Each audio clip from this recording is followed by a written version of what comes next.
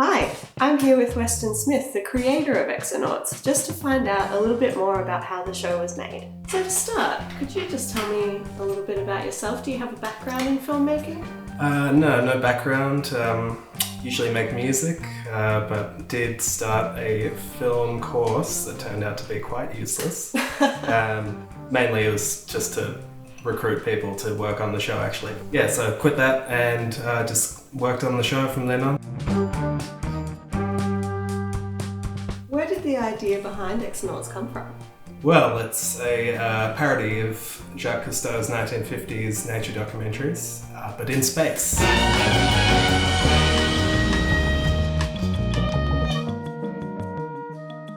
In the early days of his documentaries, they were quite questionable in their ecological morality.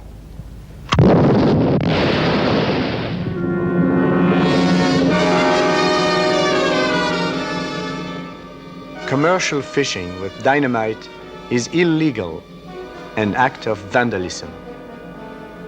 But for the purpose of scientific study, it is the only method for taking a census of all the varieties in an area.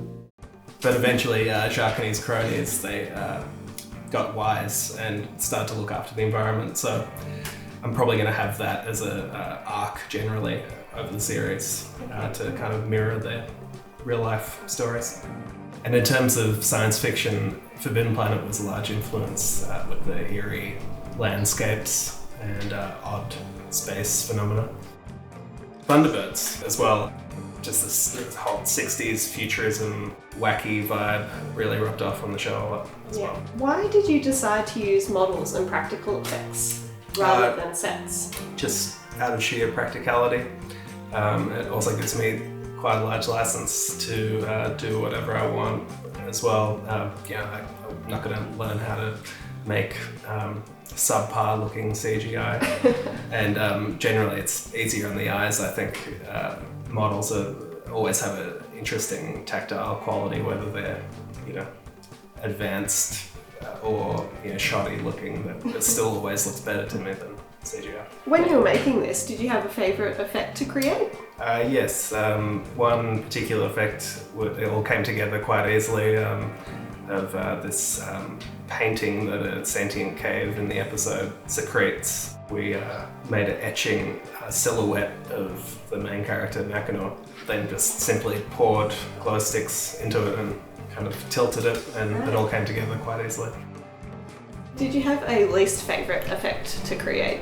One of the few actual large-scale sets, a part of the set that we made was a pit that Hans falls into at one stage, and I had to make many suction cups to attach to this piece of mattress by making many pieces of hot glue stick together and threading in the hot glue with a needle into the mattress, and just stabbing myself many times until I upgraded to a metal thimble to finish the process. Yeah, nice. Did it take a long time to do? Yeah, many days. Yeah, right. Imagine there would be a lot of frustrating things like that. Yeah, it's mainly an awful process filmmaking in terms of special effects filmmaking. I was wondering if you could explain a few of the effects and models which stand out in the show? All of the planets in the show are made from milk just poured into a plate. You put a bit of food dye in and ordinary detergent. Yeah. And the detergent reacts with the fats in the milk, so that creates quite a psychedelic, strange effect.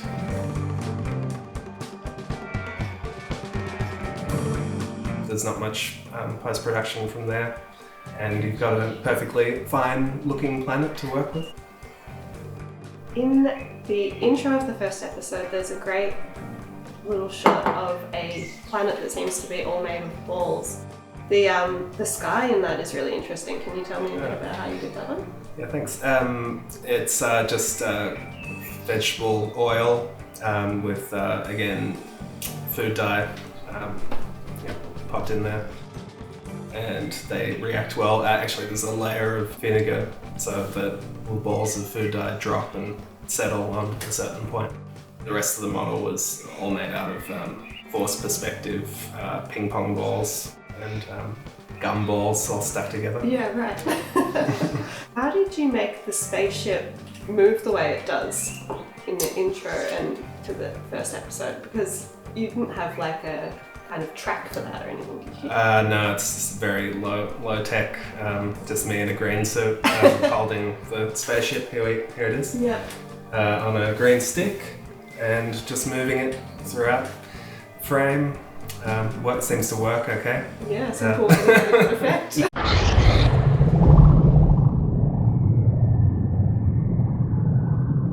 We've got some of the models in the background here. The terrain in Onaquera, on the outside landscape and the interior of the caves, how did you do those?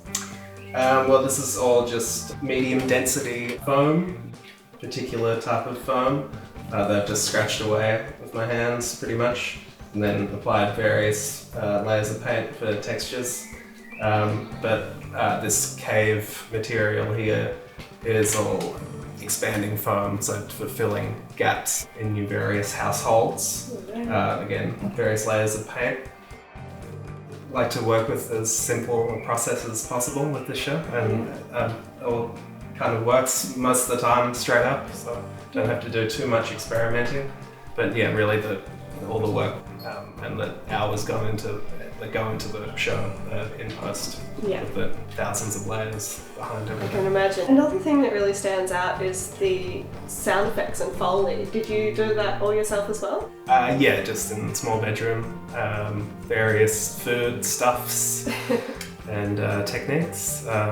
But that's probably my favourite part of the whole process generally. It's quite liberating compared to the grunt work of all the post-production generally.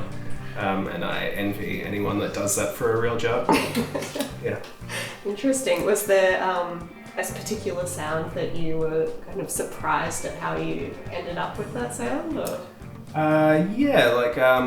Crunching cabbage is always a classic thing, and that seems to help a lot with certain things. But crushing eggs sounds good. Mixing in corn chips and pasta and tomatoes and stepping on that for the footsteps throughout the planet works for a good squishy, gelatinous sound. You talked about this a little bit at the beginning of our chat. There seems to be an underlying environmental message in this series. Are you making a point about the exploitation of resources and environment here on Earth? Yes, definitely.